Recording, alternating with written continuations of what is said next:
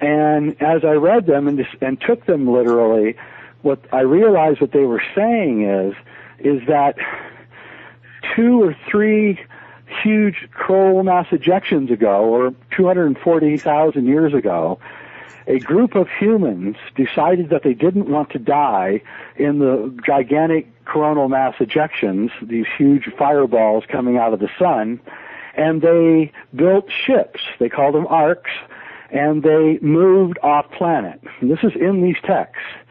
And they went to a place that the Puranas call Mahar, which is very close to Mars in the way it's pronounced.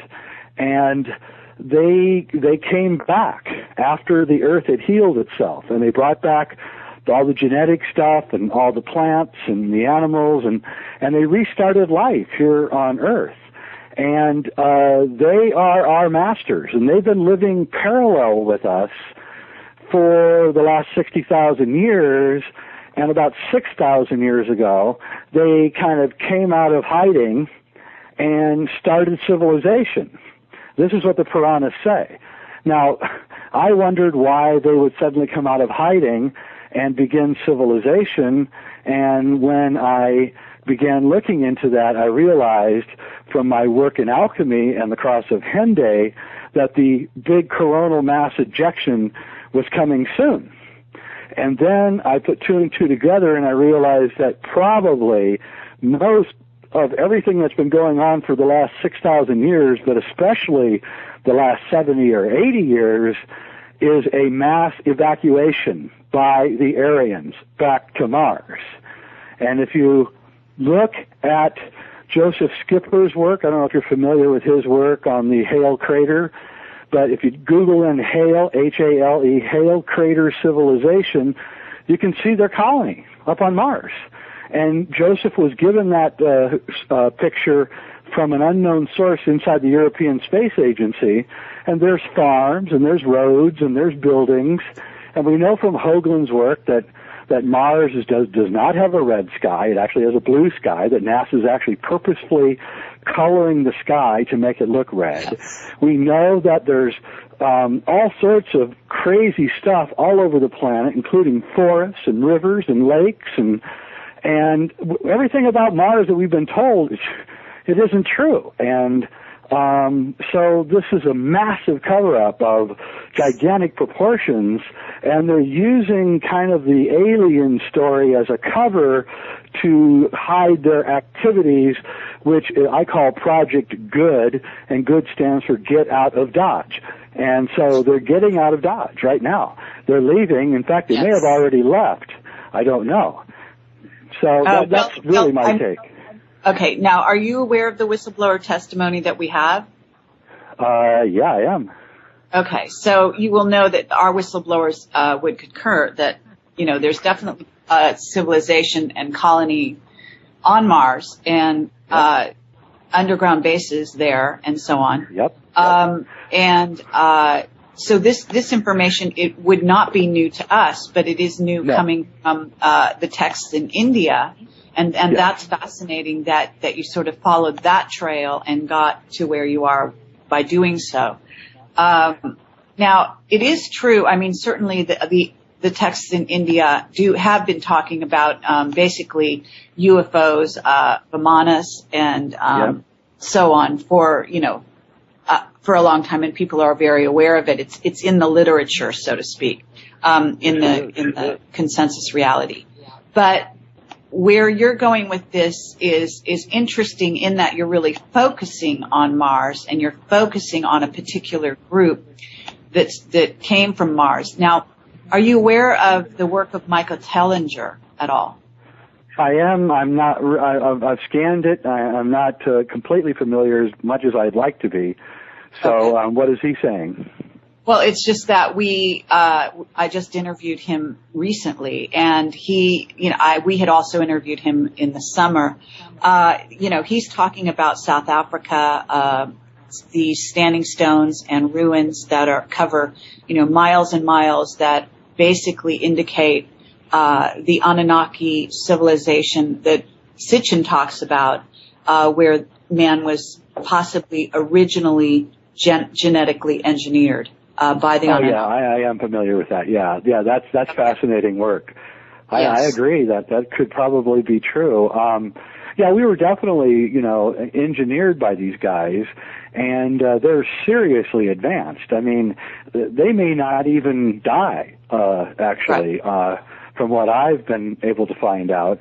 And all the things that we've heard over the years, all the fantastic things about there being an elixir of life and being able to remote view and travel across the universe. These guys do this every day. I mean, this is nothing to them. We are their slaves, and we've been their slaves for thousands of years, and they have abandoned ship because they're afraid of what's going on with the sun, as well they should be, and we all should be. And they have these underground bases on Mars because Mars does not have a magnetic field or tectonic plates.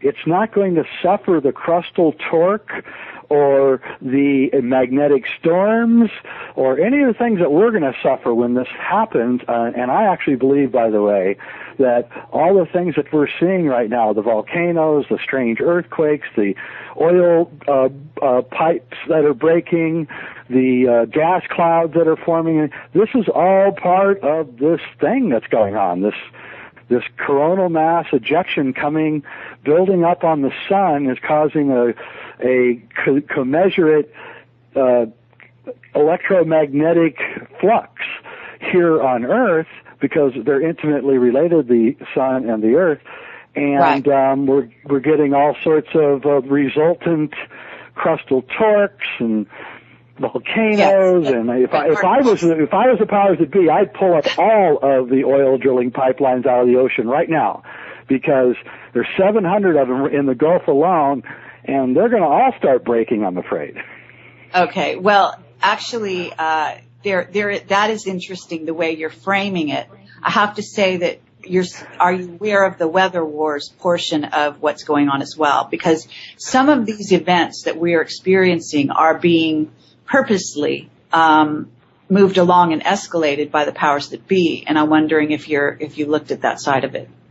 I have. In fact, what's going on is the powers that be that are here are not the Anunnaki. The Anunnaki have left, but they've left behind managers. We'll call them managers. Yes. The Rothschilds, the Rockefellers, all these guys are their managers, and the managers don't like us, and they think that they're trying to get rid of us. Is what they're trying to do. It's a gigantic depopulation effort going on, and it's working.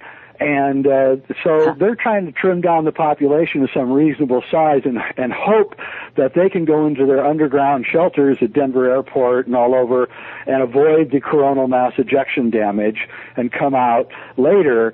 But the more I look at all of this, the more I think that they've just been fooled by the Anunnaki, and that if even they do go underground, all the oxygen is just going to be sucked up off the Earth by the coronal mass ejection. They're going to suffocate in there unless they got 100-year supply of oxygen, which seems rather doubtful.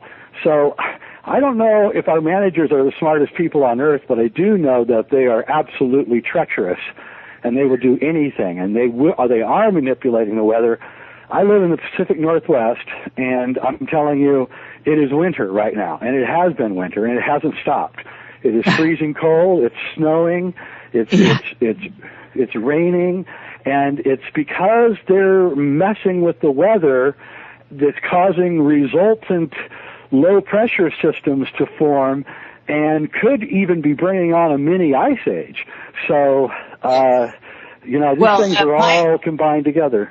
My evidence is that part of the spill that was engineered, I have a whistleblower testimony telling me that the gaskets, whatever you call them, were known to be weak and that they were supposed to fail. But that there is also a volcano under there that is erupting, and that there is, that oil is supposed to move up the coast, the Atlantic coast, over to Iceland and down the European coast, and that's part of their population, depopulation plans. And so in other words, they're using some of these events to actually steer them in certain ways and to escalate things, also to stimulate some of the things to happen sooner and to happen in certain areas of the world where they